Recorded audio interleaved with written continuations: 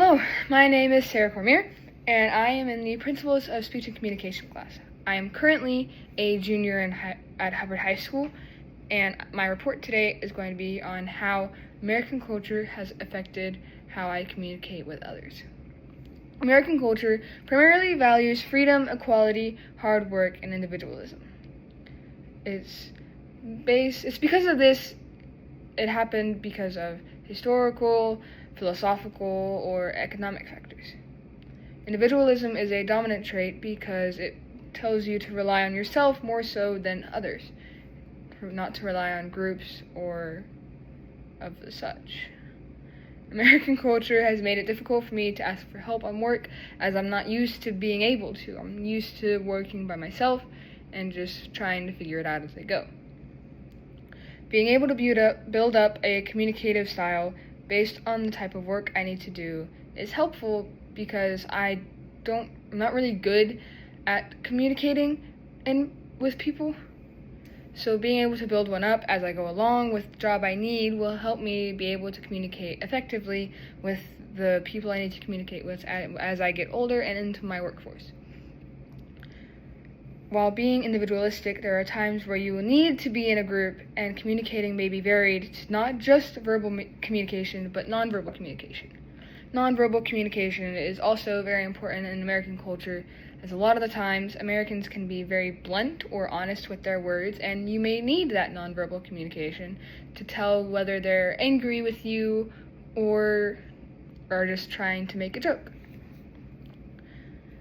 We use nonverbal communication when we want to get a point across that we can't necessarily say out loud, as there may be others nearby that we don't want knowing that.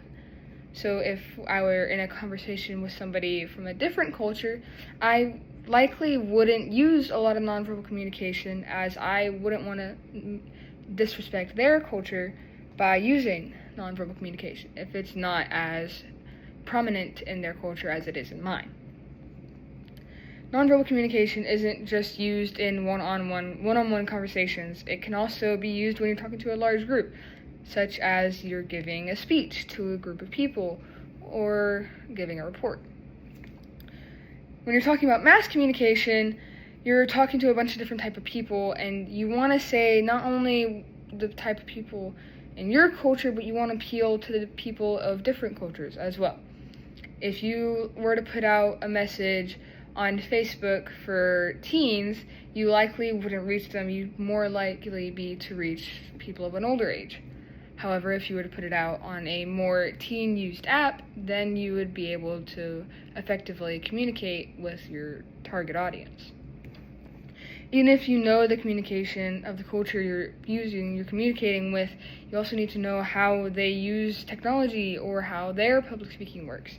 It's good to have this information in your mind when you're trying to give a speech or trying to give an idea to people of another culture.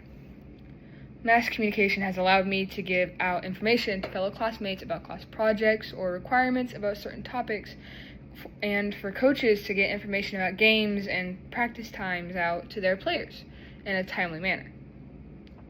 In conclusion, American culture can affect the way we communicate in many different ways, whether that be how you vocally talk to others or the body language you have. The way we communicate is extremely important to understand your culture and others' culture.